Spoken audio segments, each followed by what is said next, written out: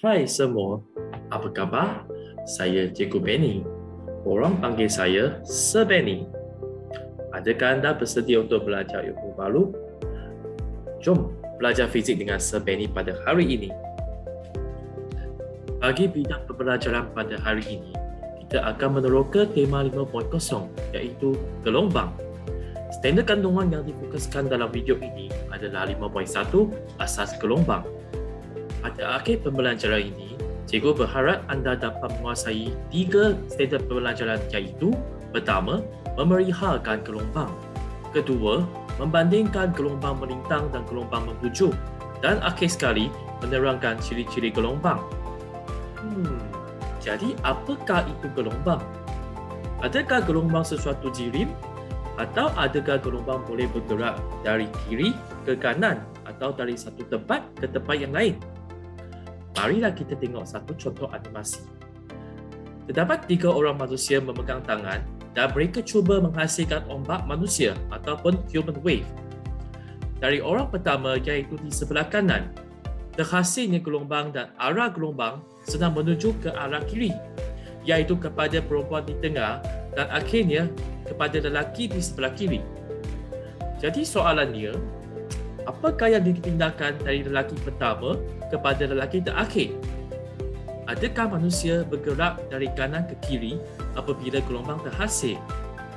Jawapannya tidak. Sebaliknya, kita nampak bahawa tenaga yang dipindahkan daripada lelaki pertama di sebelah kanan kepada lelaki terakhir di sebelah kiri. Marilah kita tengok satu lagi contoh. Terdapat sebaris tentera sedang berbaris menghadap ke hadapan. Apabila ombak manusia bermula dari orang pertama dengan tindakan mencangkung dan berdiri, diikuti oleh orang kedua, ketiga sehinggalah orang terakhir. Jelas kita nampak dekat animasi bahawa satu gelombang dihasilkan dari kanan ke kiri. Walau bagaimanapun, manusia tidak bergerak dari kanan ke kiri, tetapi mereka bergetar atas dan bawah untuk menghasilkan ayunan. Oleh itu, gelombang adalah pembawa tenaga di mana tenaga dipindahkan dari satu tempat ke tempat lain dan bukannya jirim. Di sini, kita perlu jelas dengan 2 jenis arah. Pertama adalah arah getaran, di mana kita lihat tadi manusia mencangkung dan berdiri untuk menghasilkan ayunan. Dan kedua adalah arah perambatan, di mana kita lihat dari mana ke mana gelombang menuju dan tenaga dipindahkan. Sekarang cikgu ingin memperkenalkan 2 jenis gelombang. Gelombang pertama kita namakan sebagai gelombang melintang. Berikut adalah contoh gelombang melintang. Daripada animasi, jelas kita nampak bahawa apabila kita mengayunkan spring atas dan bawah, gelombang merambat dari kiri ke kanan. Jadi arah getaran adalah atas dan bawah, manakala arah perambatan adalah dari kiri ke kanan. Jadi apakah itu gelombang melintang? Gelombang melintang adalah gelombang di mana arah getaran zarah-zarah berserenjang dengan arah perambatan gelombang. Contohnya, gelombang air merupakan sejenis gelombang melintang. Apabila titisan air mengena pada permukaan air, zarah-zarah air akan mengayun atas dan bawah. Namun kita nampak gelombang menuju sebar luas ke luar semua arah. Maka arah getaran zarah-zarah adalah berserenjang dengan arah perambatan gelombang air seperti yang ditunjukkan dalam gambar. Jadi gelombang melintang adalah gelombang di mana arah getaran zarah-zarah berserenjang dengan arah perambatan gelombang. Jenis kedua adalah gelombang membujur. Apakah itu gelombang membujur? Marilah kita tengok contoh animasi ini. Sebalik dengan gelombang melintang, kali ini saya cuba menarik spring ke hadapan dan ke belakang. Maka kita nampak satu lagi gelombang yang telah dihasilkan dari kiri ke kanan. Jadi perbezaan pada kali ini adalah getaran zarah-zarah sekarang bukan di atas dan bawah, tetapi depan dan belakang ataupun dari sudut pandangan kita dari kiri ke kanan. Manakala arah perambatan gelombang juga sama, iaitu dari kiri ke kanan. Jadi gelombang membujur adalah gelombang di mana arah getaran zarah-zarah adalah selari dengan arah perabatan gelombang. Marilah kita tengok satu contoh gelombang membuju. Gelombang bunyi adalah sejenis gelombang membuju di mana kita lihat apabila diafragma pada pembesar suara bergetar ke hadapan dan belakang, maka zarah-zarah udara akan ditolak dan bergetar ke hadapan dan belakang secara berturutan. Maka kita akan mendapati kawasan di mana zarah-zarah udara sangat berdekatan iaitu mampatan dan juga zarah-zarah udara yang sangat berjauhan iaitu regangan. Sili regangan dan mampatan menyebabkan gelombang bunyi dihasilkan dari pembesar suara ke hadapan. Jadi arah getaran zarah-zarah udara adalah selari dengan arah perabatan gelombang bunyi. Akhir sekali, cikgu ingin memperkenalkan 5 kuantiti fizik bagi ciri gelombang. Yang pertama adalah amplitude.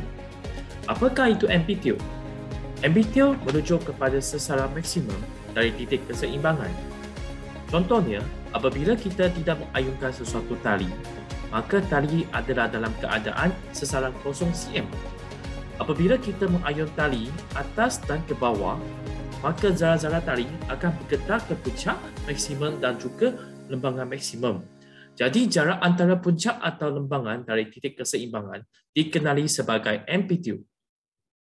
Sebelum cikgu ingin terus memperkenalkan 4 kuantiti fizik yang lain, ingin cikgu berikan gambaran tentang perbezaan antara graf sesalam melawan masa dengan graf sesalam melawan jarak.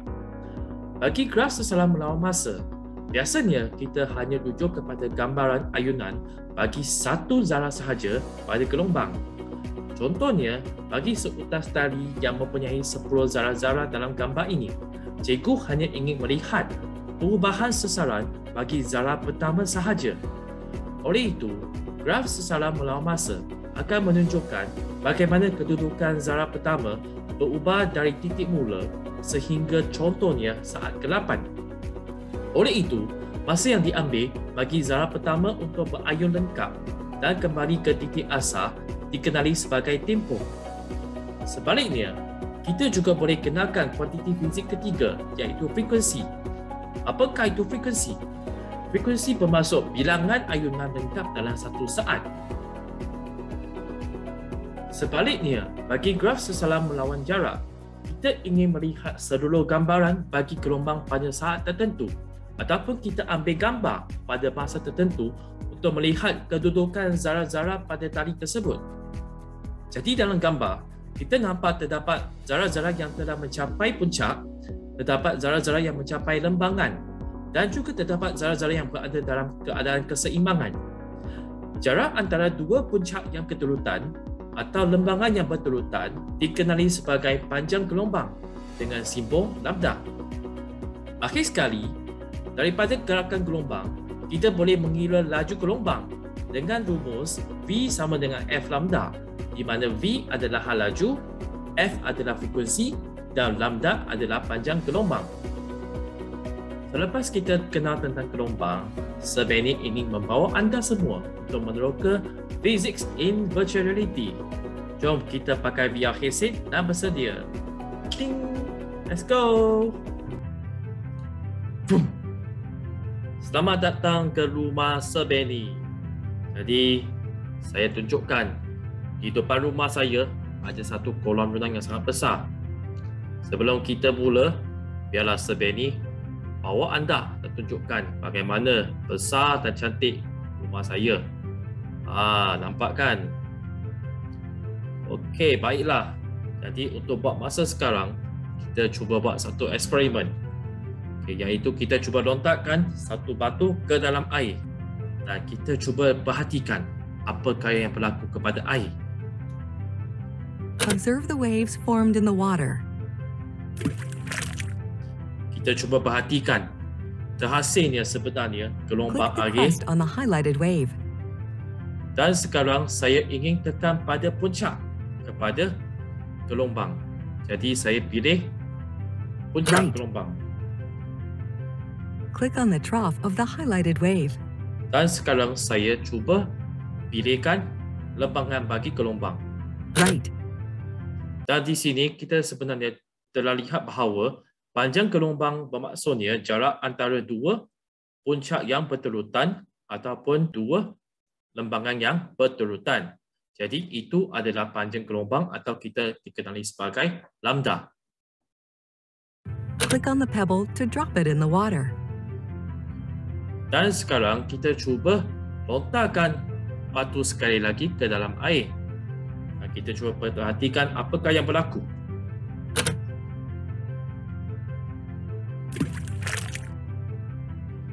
Click Start to start the stopwatch. Then, after the pebble is dropped into the water, count the number of times the ball moves up and down in 10 seconds. Dan sekarang kita akan cuba ambil jam ranting. Dan kita cuba kira selepas 10 saat berapa kali bola yang bergerak atas dan bawah. Sedia.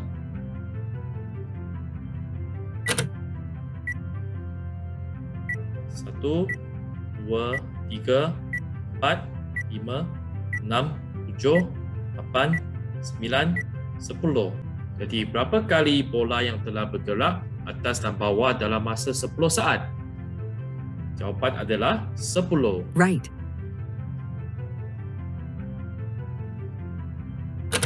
Seterusnya, kita ingin kirakan berapa kali bola bergerak atas dan bawah dalam masa 1 saat. Dengan kata lain, kita ingin kirakan berapa frekuensi. Jadi untuk 10 saat, kita dapat hasilkan 10 kali. Jadi untuk 1 saat, kita secara logik kita boleh kira dia akan menghasilkan 1 kali. Right. Jadi apakah maksud frekuensi? Frekuensi boleh diukur dalam unit Hertz. Bagi satu gelombang melintang, frekuensi boleh didefinisikan dalam beberapa kaedah. Yang pertama, frekuensi bermaksud bilangan kali sesuatu zara bergerak atas dan bawah dalam masa 1 saat. Definisi kedua adalah bilangan puncak ataupun bilangan lembangan yang melalui satu titik dalam 1 saat. Bagi definisi yang ketiga, ia bermaksud bilangan panjang gelombang yang melalui satu titik tertentu dalam masa 1 saat. Yes, kita telah selesai aktiviti ini. Kita sekarang pergi kepada tempat baru. Jom. Alright, kita sekarang berada di dalam satu magma. Magma ini adalah magma yang special atau magma khas bagi Serbeni. Sebelum itu, biarlah saya tunjukkan berapa luas, berapa misteri magma fizik Serbeni. Dan untuk sekarang, kita cuba buatkan satu aktiviti yang sangat simple di mana kita akan mengkaji tentang gelombang membujur.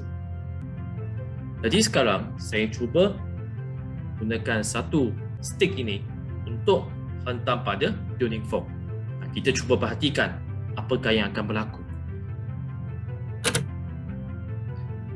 Di sini kita nampak bahawa udara dia ditolak ke depan dan ke belakang.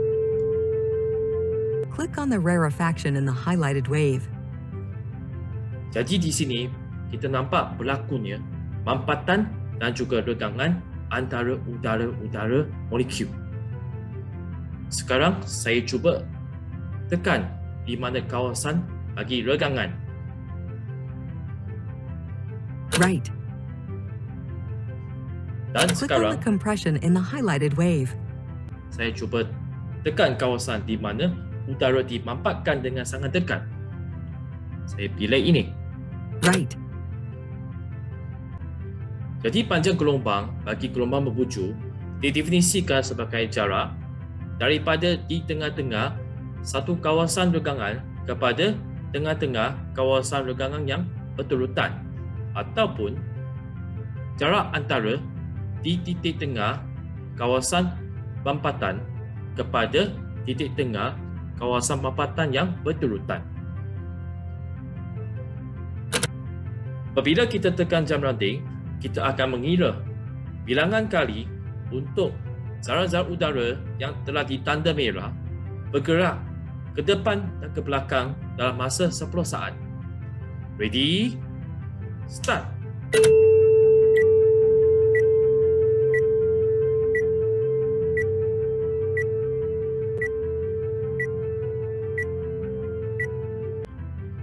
Jadi untuk sekarang, kita cuba jawab.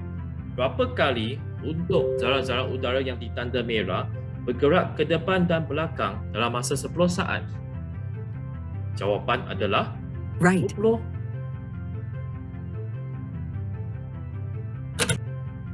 Seterusnya, kita ingin kira berapa kali bagi udara-udara yang ditanda merah untuk bergerak ke depan dan belakang dalam masa 1 saat. Jadi kalau 10 saat, dia telah berulang-alik selama 20 kali. Maka untuk 1 saat, dia akan bergerak ke depan dan belakang sebanyak Well done. 2 kali. Jadi bagi definisi frekuensi adalah sama seperti gelombang melintang. Bagi gelombang membujur, frekuensi boleh didefinisikan dalam beberapa kaedah. Yang pertama, frekuensi boleh didefinisikan sebagai bilangan kali sesuatu zarah bergerak ke depan dan belakang dalam masa 1 saat. Definisi yang kedua adalah frekuensi adalah bilangan kali sesuatu regangan atau pemampatan yang telah melalui satu titik dalam masa 1 saat. Definisi yang ketiga adalah frekuensi merupakan bilangan untuk panjang gelombang yang melalui titik tertentu dalam masa 1 saat. Kita telah selesai aktiviti. Yes. Dan sekarang kita akan pergi kepada aktiviti penilaian. Dan sekarang kita datang kepada aktiviti penilaian. Ikut kepada arahan untuk menjalankan penilaian dan juga cuba untuk mendapat mata. Kita boleh cuba banyak kali yang mungkin, tetapi mata hanya diberikan kepada percubaan pertama yang telah menjawab betul. Jadi sekarang, seperti yang telah diarahkan, saya perlu tekan kepada mesin yang telah di-highlight untuk menghasilkan gelombang melintang.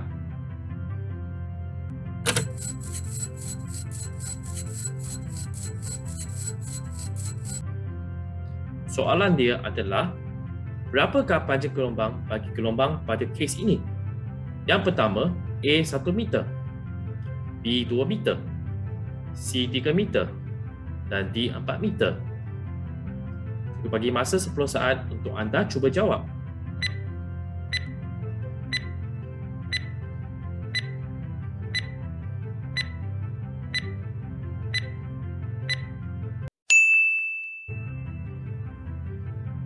Jawapan adalah 2 meter. Jadi bagaimana kita dapat jawapan? Kita boleh carikan di mana titik lembangan dengan titik lembangan yang berterutan. Jadi di sini kita nampak daripada 0 meter hingga 2 meter, jawapan untuk panjang gelombang adalah 2 meter. Marilah kita simak jawapan. Correct. Jawapan adalah betul. Untuk sekarang, kita cuba mulakan jam randik dan kita cuba kira bilangan kali untuk puncak yang melalui 1 meter pada masa 10 saat. Ready?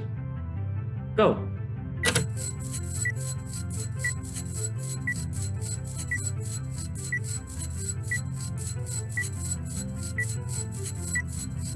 Jadi daripada simulasi tadi, jelas kita nampak bahawa dalam masa 10 saat, untuk puncak bagi 1 meter telah melalui sebanyak 20 kali.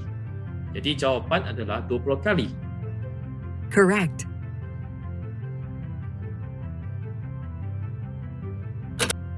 Soalan seterusnya, berapakah frekuensi bagi gelombang ini?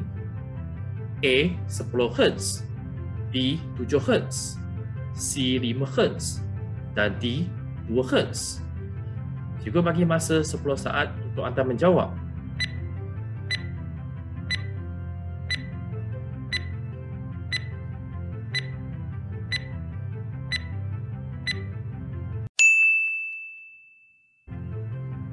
Apakah jawapan anda? Jawapan adalah 2 Hz. Bagaimana kita dapat jawapan? Kita guna formula F sama dengan bilangan untuk ayunan bagi masa. Untuk bilangan, kita dapat 20. Manakala untuk masa kita ada 10 saat. Jadi 20 bagi 10 kita dapat 2 Hz. Adakah anda jawab dengan betul? Right. Betul, 2 Hz. Dan sekarang kita cuba tekan semula untuk mesin yang dihighlightkan untuk menghasilkan gelombang membujuk.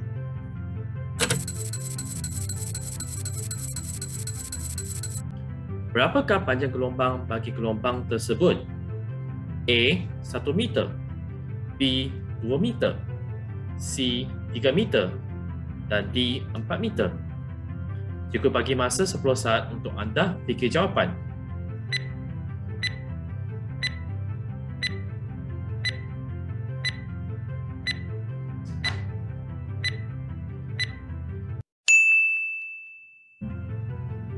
Apakah jawapan anda?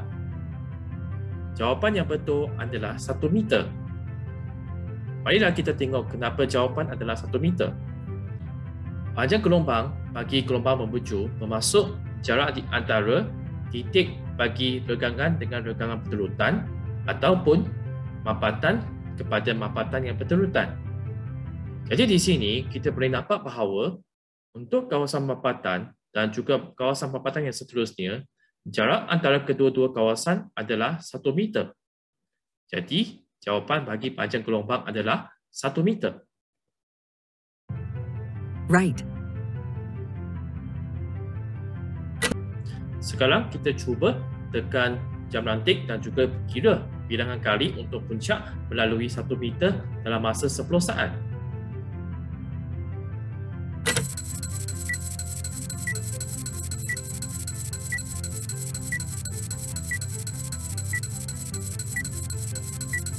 Berapa kali kemampatan yang telah dihasilkan yang melalui 1 meter line dalam masa 10 saat?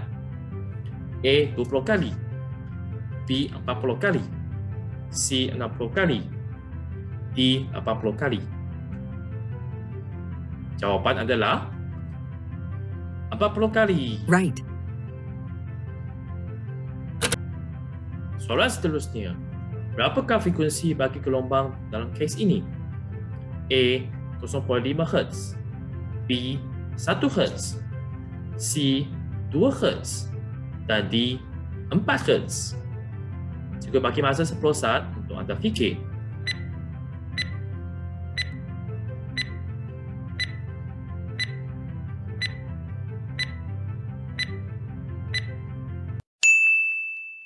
Apakah jawapan anda? Jawapan adalah 4 Hz. Dengan formula yang sama, kita gunakan F sama dengan bilangan ayunan bahagi masa. F sama dengan 40 kali ayunan bahagi 10 saat. Dan kita akan dapat jawapan 4 Hz. Jadi jawapan adalah 4 Hz. Correct. Tahniah kerana anda telah skor 100% dalam penilaian ini. Jadi kita telah selesai modul VR ini. Dan marilah kita kembali kepada dunia sebenar.